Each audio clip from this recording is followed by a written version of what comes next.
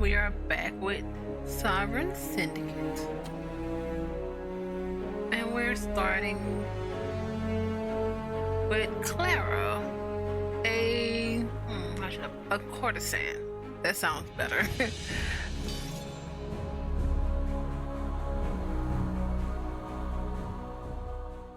I guess it goes to the beginning of the chapter, even though technically it was I saved it, but that's fine. I want to go by chapter anyway.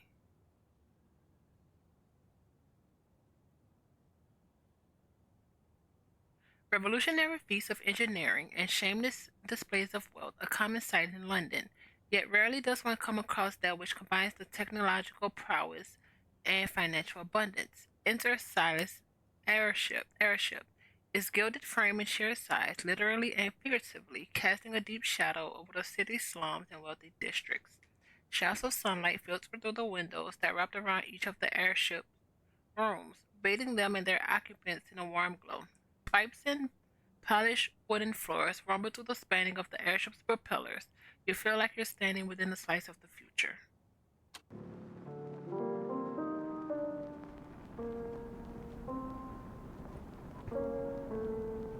Alright.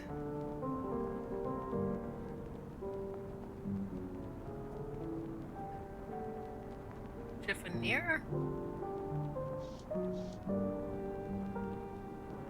Tact.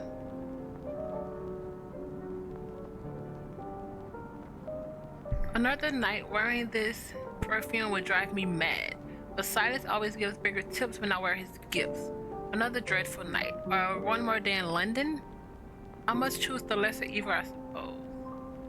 Ooh, so Silas is her male friend? I don't know the correct term. Take the perfume. You don't want to you have a mad. Honey perfume added. One more night, then I can wash Silas and London off my back for good.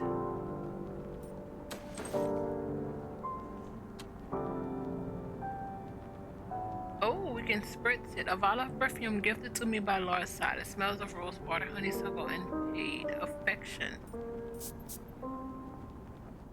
Might as well freshen up. Ugh, smells like I rolled in a flower bed. Do men really like this? I hope I didn't use it too soon, but isn't he in the other room? Wine rack.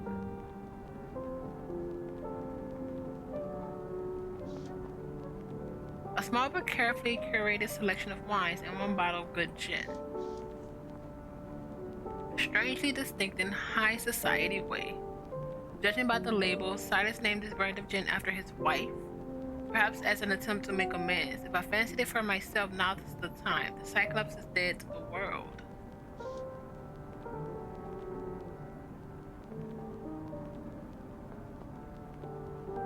Ooh. Intellect attacked.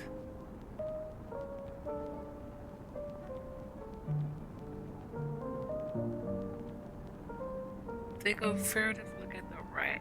No.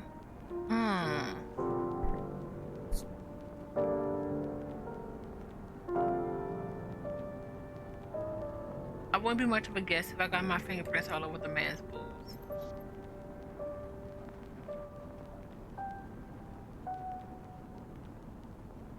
Elaborate fan.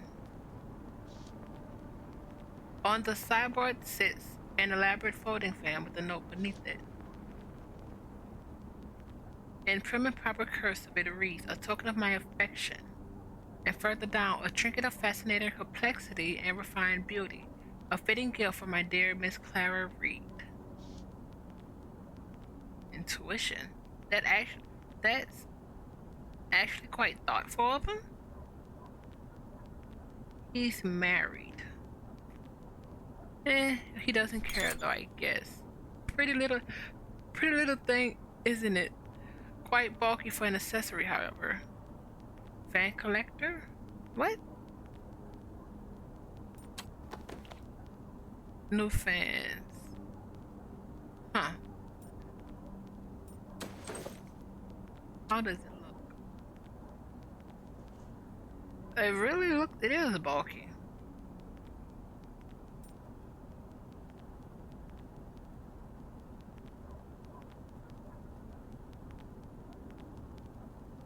Phonograph?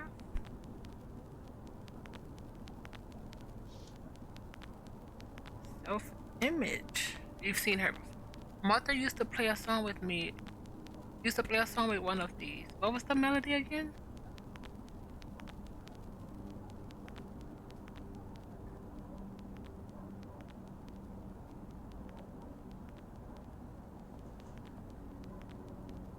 Couch. Wait, where is Silas?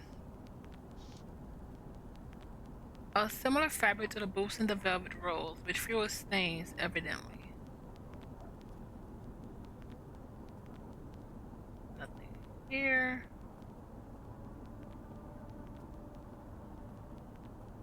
Go to war. Oh, statue.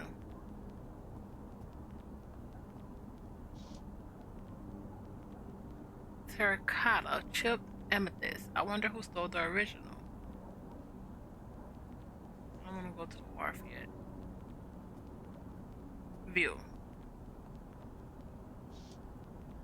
London looks even more hideous from above. Soon I'll be free from it. Also, she really wants to go. Intellect.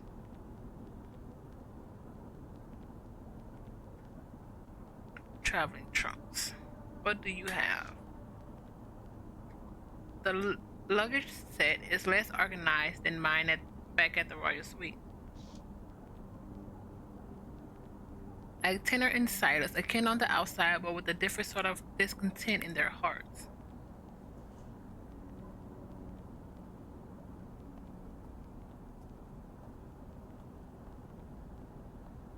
Wainscoting? Surely crafted by a worker with meager pay. Absolute precision left unnoticed by the wealthy. He's in a wheelchair. At least he looks like he. Maybe there's a chair, a really big chair. Fancy a jaunt to St. James for Finnan Hattie's, a Scottish dish of salted in. Oh, haddock. Afraid not, my dove. I have a busy schedule today, and my employer at the Rolls would be quite cross with me if I'm not in soon.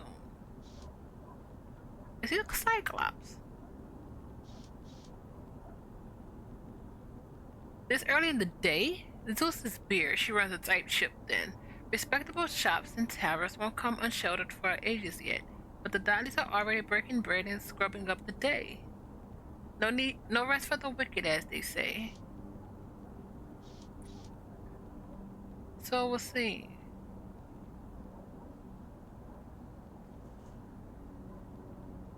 Wherever did you find this fan? It's quite the piece. Let's stay on his good side. Ah, find my gift, eh? Lovely little bauble, isn't it? I know you have a bit of a collection. I couldn't resist treating my favorite London dolly. Not too presumptuous, I hope. Short for dolly mop. I've never heard that term before. Not at all. I appreciate the gesture, Dove. Well, I'm sure you'll find a way to thank me when we meet. Right, my sweet? Did you sleep well, Dove? With you, always. Nothing like waking up besides a lady as lovely as you in the buff. Doesn't that mean naked? Yeah. You flatter me, your lordship. Flattery will get you everywhere. Another look in those eyes. Best saying into something else. Regardless of how well Silas has already paid, I do have places to be. Housework coming on the new prosthetic.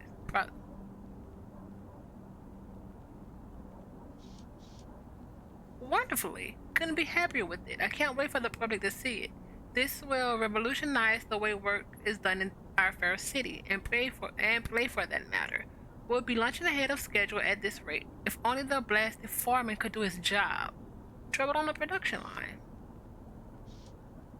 And then some. One factor is in particular. They're asking for higher wages, less hours.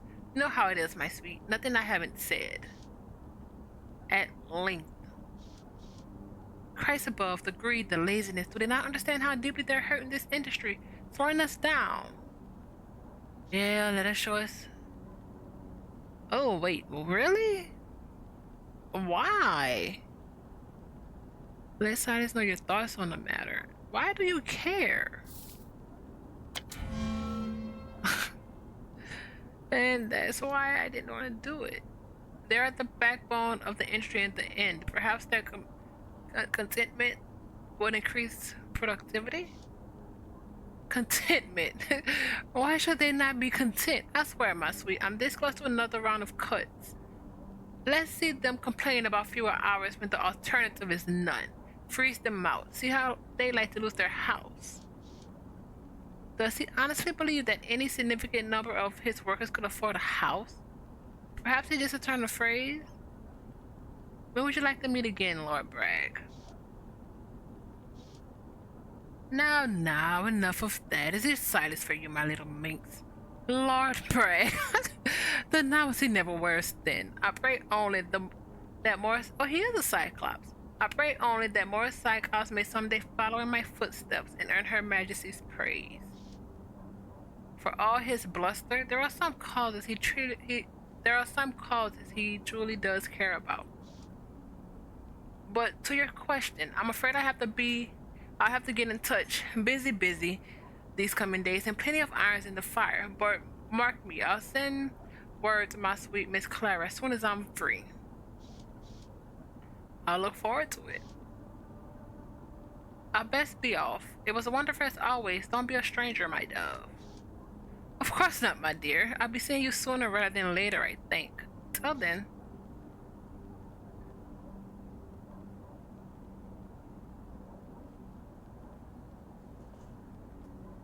Nothing else to do but go to the wharf.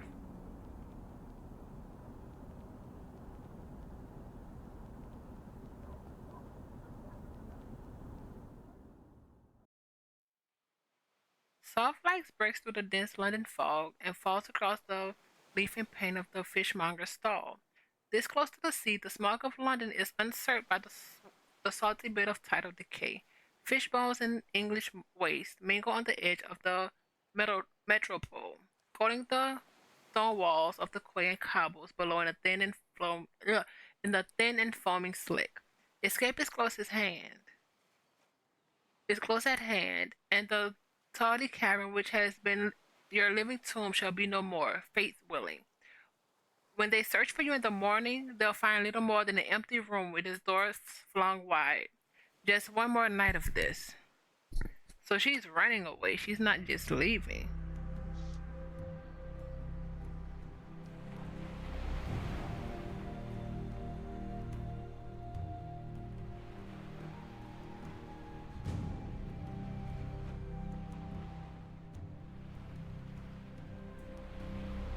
Ah, the nostalgic reek of London's ports.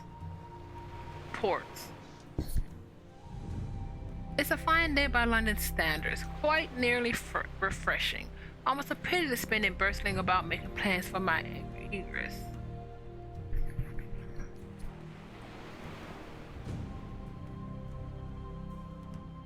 This dreary fog swamp city can't be left quick enough.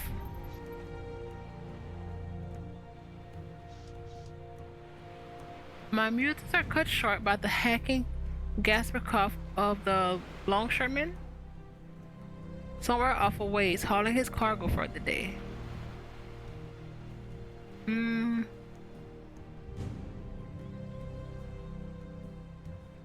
Best not to keep Green Street waiting, though I wouldn't. You've been saying how you've been wanting to leave since we started with you. There's more than enough mawkishness for now. Green Street should be around here somewhere. The last of London. Speak with a man about a ship. Mawkishness. Exaggerated or childish. Emotionality.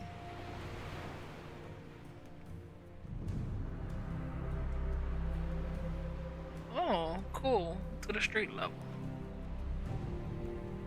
What a place!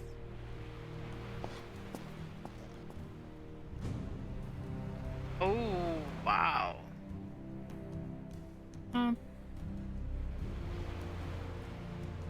Airship platform is where Silas is. Ransack nest.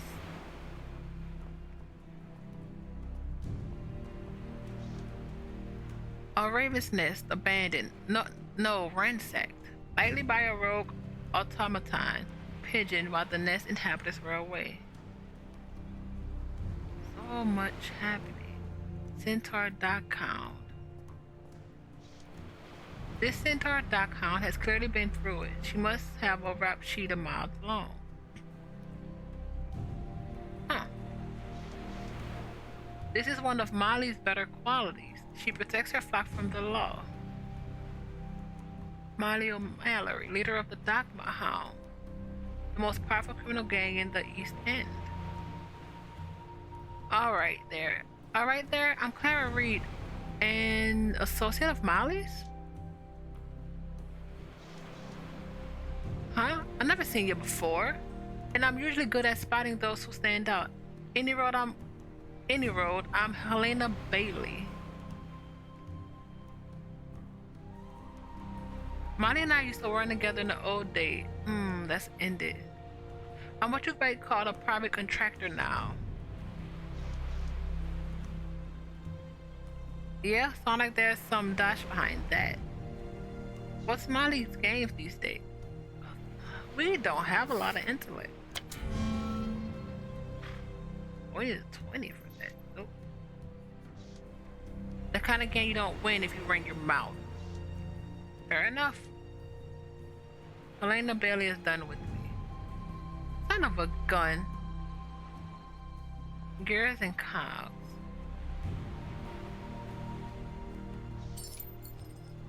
Knickknacks and spare parts scattered across the ground. Rotating them. How much money does she have?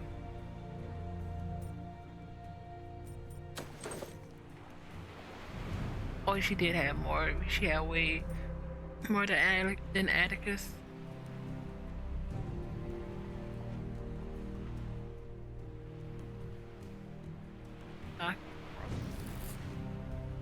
Sturdy rope wire for keeping boats moored to piers. Oh, there's so much stuff here. Fishermen. Hard for one's proverbial sails to catch one in the city. A sea dog like me is virtually adrift. A maritime mixing of metaphors enough to make me seasick.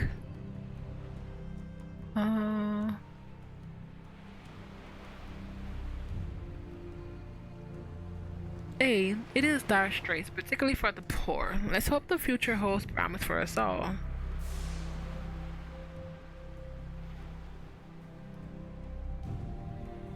Is he? I hope he's.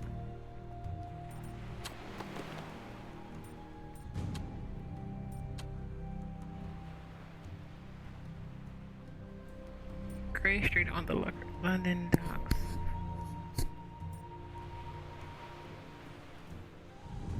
Oh. Felipe, let's look at the ferry schedule first.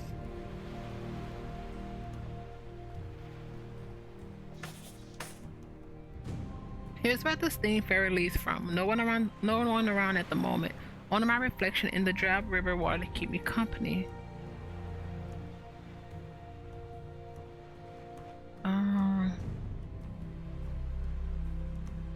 If only escaping London was as easy as sneaking in aboard the ferry, but there are documents to print and loose ends to tie up. Let's go to Felipe Serrano.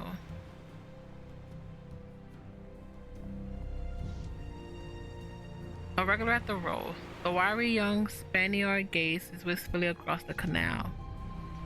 Like most seamen, he carries an esoteric reverence for superstitions, but holds a singular enthusiasm for the unknown that rolls along with the tide. Hark to that. He's in the middle of a song. It's a lovely tune that I recognize from somewhere but cannot place. Eh? Senorita Clara, buenos dias. Igualmente mi amigo.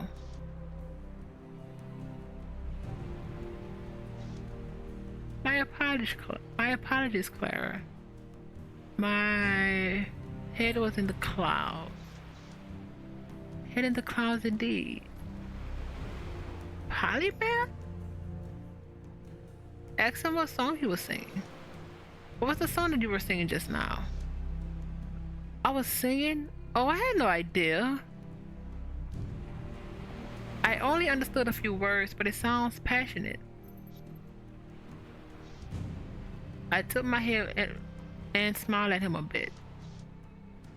Ah, perhaps.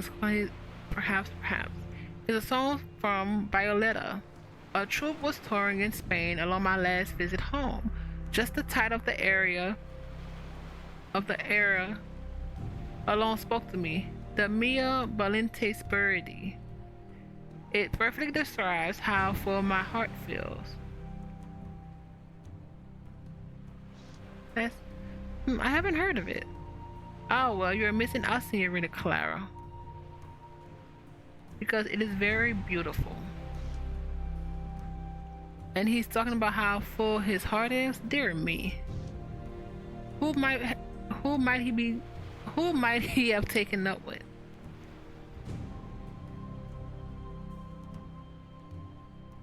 Do you want to use Tacta? Let's do who is she, might I ask? I fear that the devil will yank the rug out from under me if I tell you who. I have rarely been so lucky in love.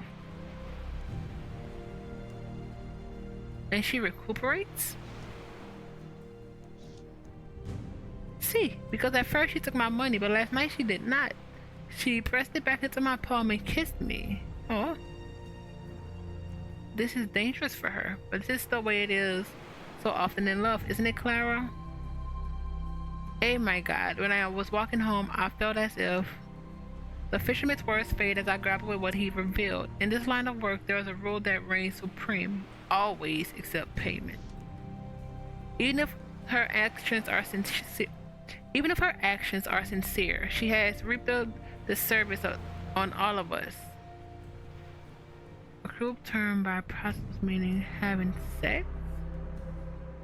Tub a penniless cobbler, and their payment shall be mending your most worn shoes. The price of our company is also our protection, what little we have. When word gets out that a client has become an exception, every time Dick and Harry assumes they'll be the next one. And so I'd like you to have a padlock on the house. I squashed my inner monologue just as he ends it. I haven't the faintest idea what he's offering me why he's offering me this fish. Did I truly drift off for that long? Gracias? Can you believe this all came up the things this morning? The river. The new steamships are such a wonder. He points towards a nearly busting net wriggling with fish. My heart is filled to abundance, and now my net is too. There has to be a sign. That's lovely, Felipe. But you said it yourself. The girl may be in danger because of this. Who is she? Lo siento, Senorita Clara. Let the prologue double as an apology as well. Every seaman here will tell you the fates are fickle. I cannot tempt them by telling you her name. Smart guy. Not until I have her answer to a very precious question. Precious? He's planning to propose? As they say, only fools rush in.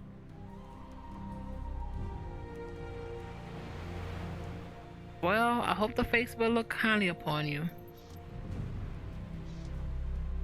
He presses his lips in an anxious smile. By the saints, this is a doomed romance if I ever seen one, really. Oh. Discover more about Felipe's romance. Interesting.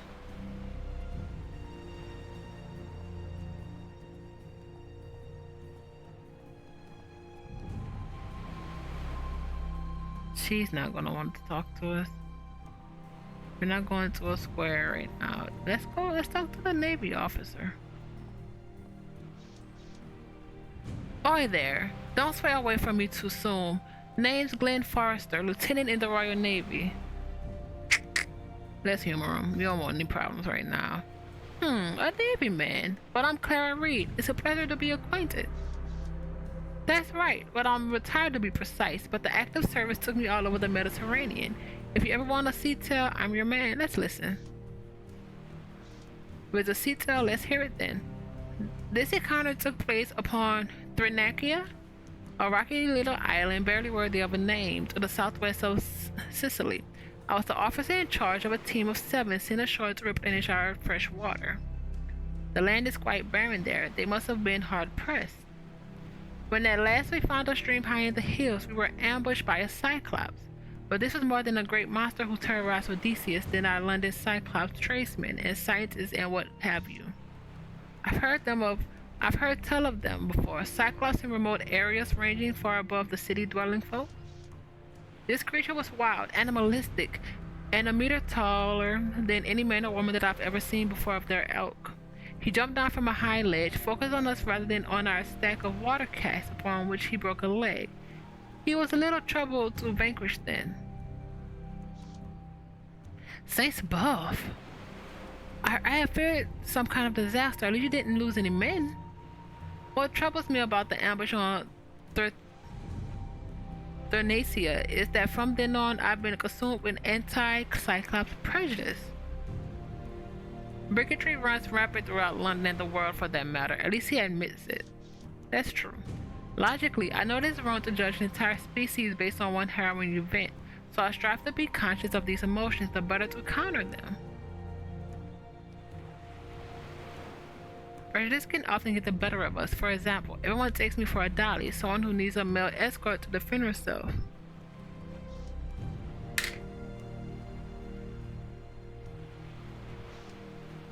As a dark... I didn't even pay attention that he was in black. As a dark-skinned man in the Navy, I faced this sort of traible. It was the work of many long years to achieve the rank of lieutenant, times in which I gave everything I had to my country. Poor fellow, his wedding leg is testament to that. My point is there are great odds stacked against certain people, and one must be vigilant as one rises up, not to become caught up in the tipping of scales against the meek.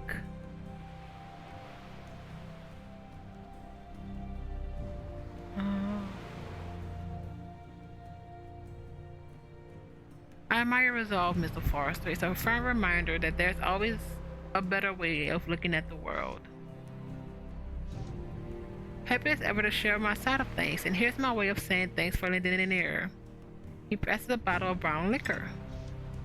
A little something I picked up on one of my seafaring ways. Jonathan Silvergin. Why, thank you, Glenn. You shouldn't have. No trouble at all. I'm curious about something, Mr. Forrester. Now that you've retired, what do you fill your hours with? Well, I must admit, the pension isn't much to write home about, so I work a couple of side jobs. I know about running racket to make ends meet. Care to expand? Sorry, Miss Reed, but I prefer my business affairs private. Begging your pardon. Best not to press him. He's already grown nervous. Understood, Mr. Forrester. See, tells it is. Appreciate it, Miss Reed. Take care of yourself. That's the tavern. That's the platform. Recruiting poster.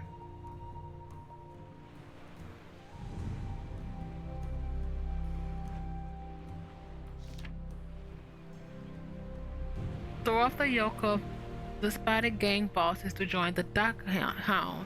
Big money and lifetime loyalty awaits. Ooh, 10 signing bonus. At the bottom, a small brink must be able to lift a grain sack equally rough lead to a young dwarf. How specific? Oh, whatever that is. The newsboy. Madam, have you heard? Ladies like yourself are being targeted. For now it's sunny, sure, but you better tuck in early tonight. Now, what is this little poppin' yammering about? Oh. His concern is genuine, despite the fact that he's slinging newspapers. A bright young capitalist if I ever saw one. The name is Rob, madam, and you might as well add the little. Most people think I'm short for a cyclops. Oh, but I'm still growing. Honest, back home at the tenements, I keep track of it with a yardstick taped to the wall. That's an awfully strange way to introduce yourself, even for the East End. Does it trouble you so much that you're a bit smaller than the average cyclops? I suppose it does, missus. If there's some kind of potion or charm I could take to speed things up, but that's just a dream. I better focus on my business. Here's hoping your business grows as well. Oh, speaking of business, care for the latest blood boiler? I also have a bulletin covering our goings-ons. Only 1 penny.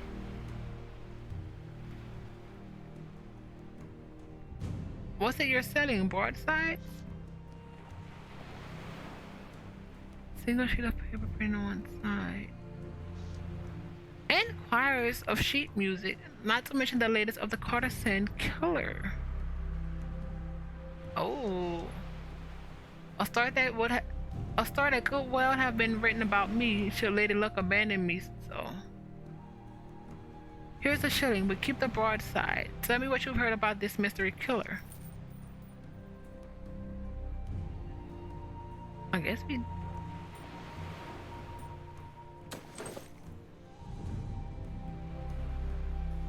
£12 in a shilling.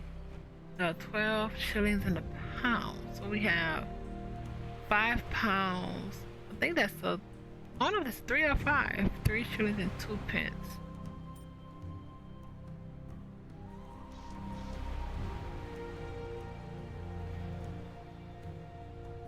Everyone's got their own pet opinion, but I think the ladies have been killing themselves. I heard from a chap at the tavern who had it from a stevedore that people have been having these fits where they tear themselves apart. Looks like they're... What? Looks like they was chopped up with a hatchet. And you think they're chopping themselves up with a hatchet by themselves.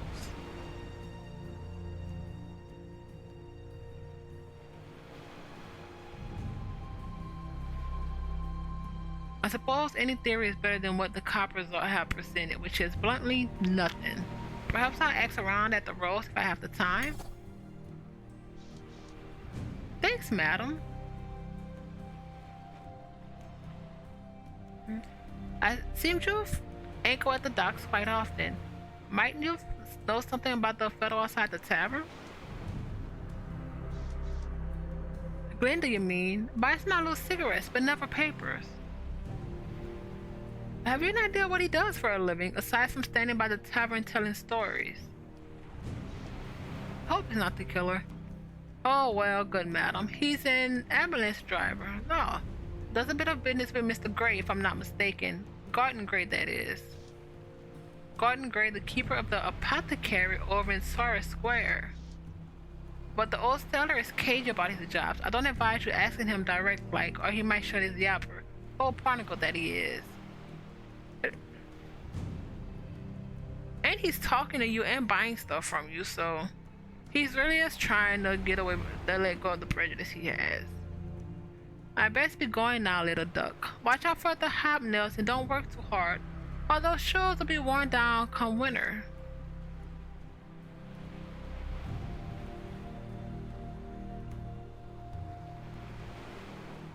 Swivel crane. Judging by the rest on this finish, that crane hasn't seen use in a long time. And there was the stray dog.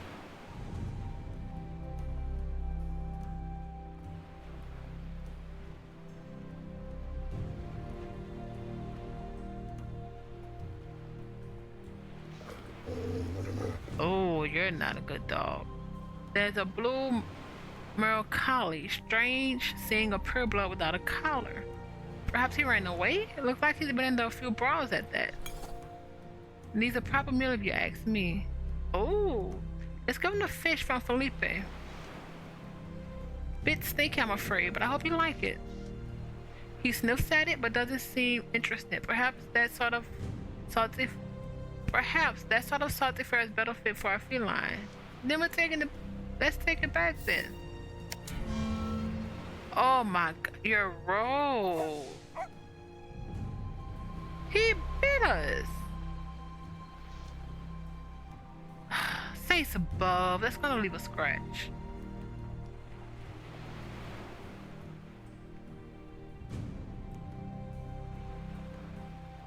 Not happy about that. Search for more facts, discover more about Felipe's romance.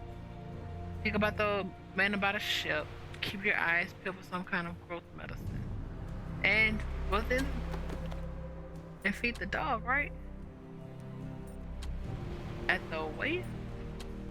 Isn't that, I think that's where we are. What's the... Oh, we can track and untrack? Huh. Meh, well. Intuition is your... No, grace is your highest, which makes sense. Self-image. Being human makes it easier for you to get along with Londoners, but only just. You find it hard to get by in a gentleman's world. Corsair. See to you. A great unknown in which to seek fortune and brave danger determined. You spring into unsettling action as soon as the die is cast.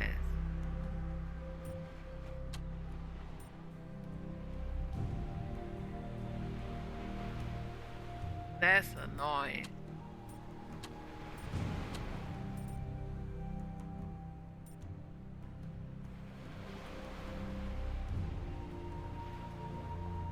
The velocipede?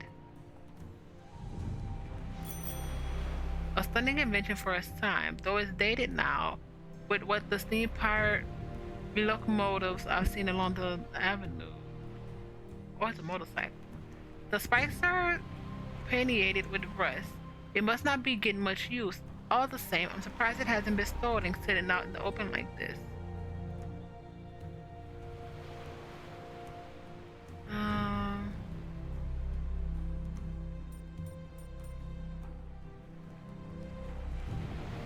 And there's nothing this way, I don't...